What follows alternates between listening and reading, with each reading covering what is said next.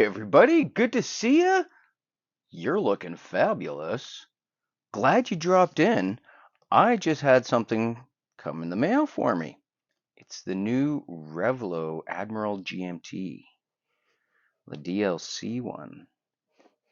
Check that out. Now, I gotta be honest, that's nice to see, eh? 2-year warranties and signed. I gotta be honest, this is not the one I thought was coming, but it's here. So let's review it. All right. Well, my 2 cents, 10 cents, 15, whatever, inflation,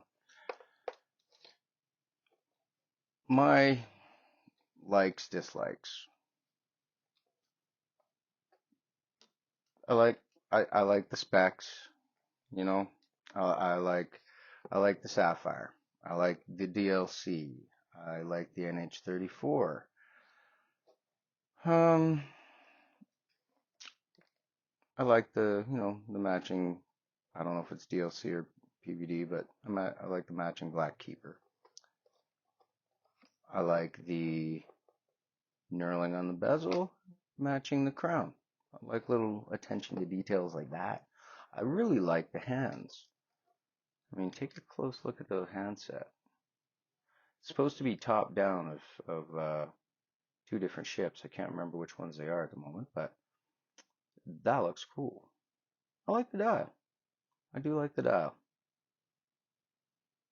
I think the GMT hand could be a little bit bigger. It would stand out a little bit more. I like the 6 o'clock date wheel. That's pretty cool. A lot of things I do like. I like the quick release spring bars since there's no drilled lugs, but we'll get into that. And let's start there with things I don't like. No drilled lugs, don't like. Um, Silicone strap, don't like. They just attract everything. Anyhow, that's really my only dislikes about this. I'm not a huge fan of the red chapter ring, but that's a design choice, and I see what they did with it.